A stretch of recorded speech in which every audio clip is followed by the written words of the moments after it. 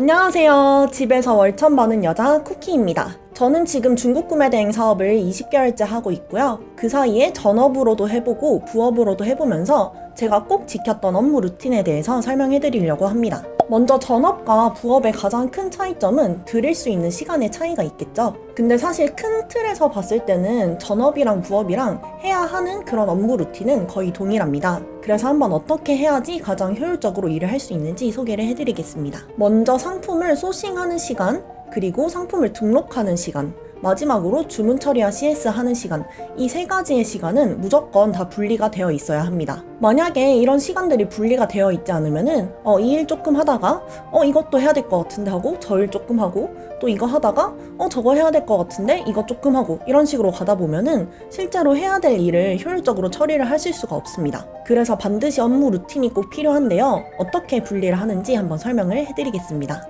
먼저 소싱에 대해서 설명을 해드리자면은 저는 반자동으로 등록했을 때 기준으로 일주일에 약 300개에서 500개 정도의 상품을 등록을 했습니다. 하루로 치면은 한 40개에서 많을 때는 80개 정도라고 보시면 되시고요. 초보분들이 제일 많이 하는 질문 두 가지를 제가 꼭 답변을 드리고 시작을 하겠습니다. 먼저 첫 번째로 왜 이렇게 많은 상품을 올려야 하냐? 먼저 초보분들은 뭐가 팔리는 상품인지 그런 감각이 아예 없다고 보시면 됩니다.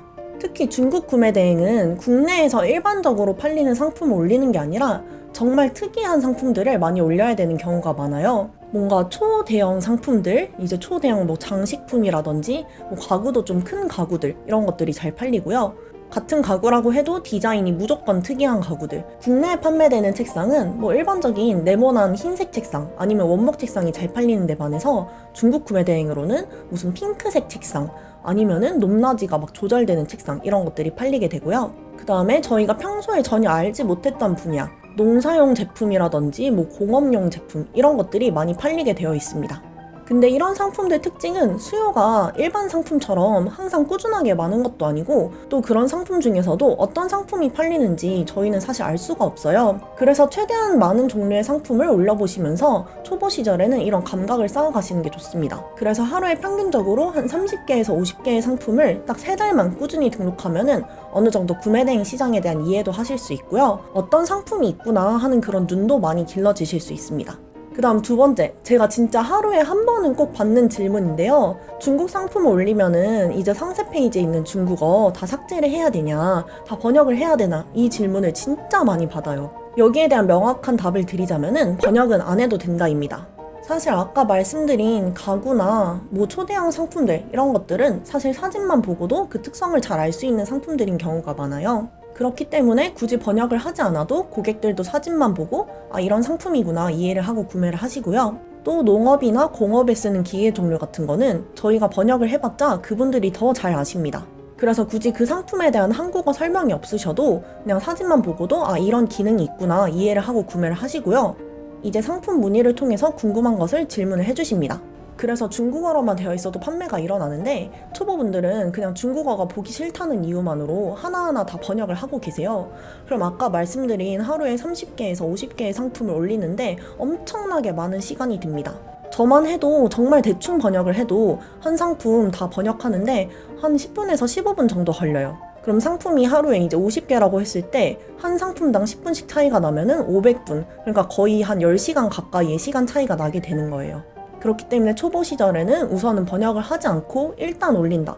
일단 물건을 올리는 것이 제일 중요합니다. 그래서 이제 어떤 물건을 올릴까 이렇게 고르는 작업을 소싱 작업이라고 생각을 하시면 되는데요. 소싱 방법은 무궁무진하게 많습니다. 하지만 가장 기본이 되는 것은 키워드를 통한 소싱 방법이에요.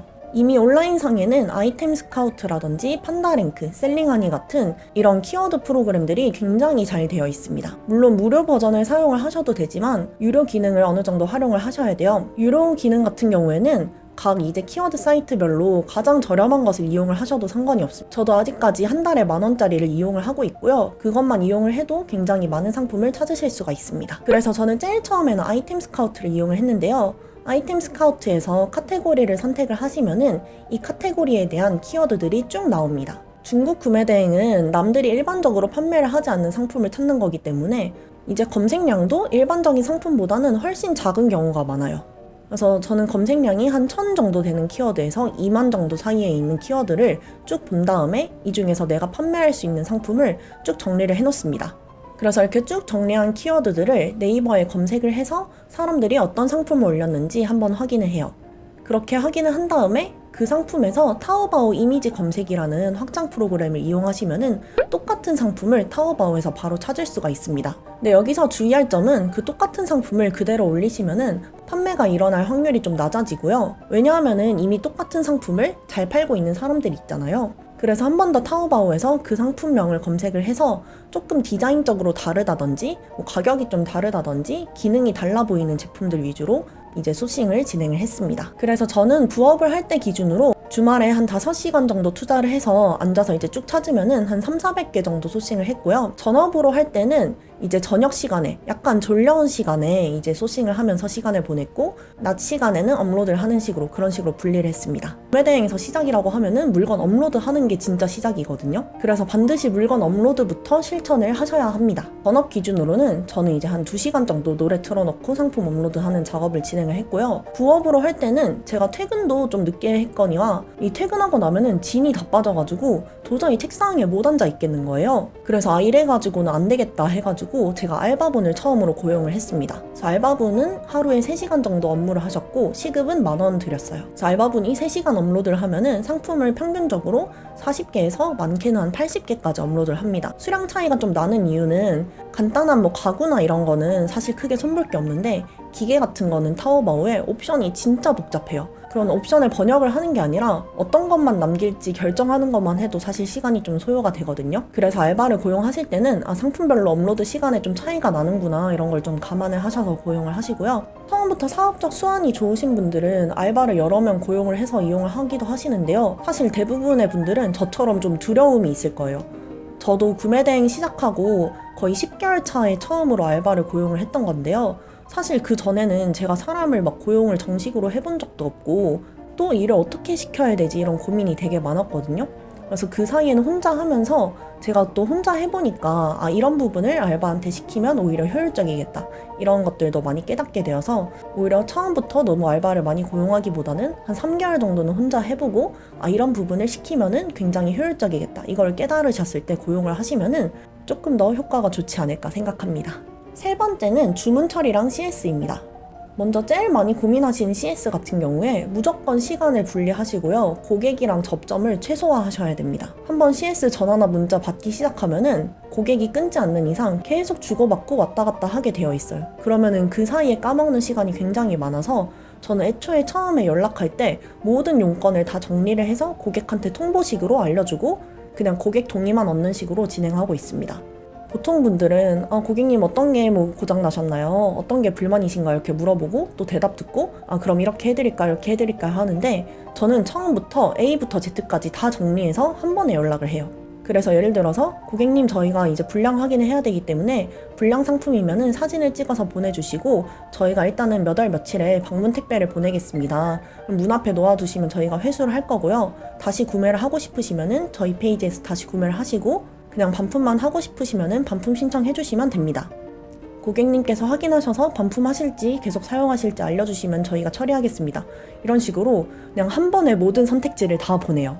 그럼 고객도 읽고 저는 진짜 불량이기 때문에 반품하겠습니다 하면 사진 보내주면은 제가 그 날짜 맞춰서 방문 택배 보내서 회수 받고 그건 이제 제가 처분하거나 쓰거나 이런 식으로 처리를 다 하고 있고요. 사실 전업으로 하시는 분들은 전화 CS 하시는 게 제일 좋긴 하지만 저는 전화하는 거를 진짜 너무너무 싫어했어요. 그래서 일정 부분 매출을 포기하더라도 나는 그 시간에 물건을 더 많이 올려서 차라리 거기서 매출을 보완하겠다 이런 식으로 선택을 하셔도 됩니다. 어쨌든 CS는 시간을 정해놓고 고객한테 연락할 때 찔끔찔끔 질문하지 마시고 그냥 한 번에 할 말을 다 보내놓으시면은 고객분도 한 번에 정리를 해서 이렇게 답변이 오는 경우가 많습니다.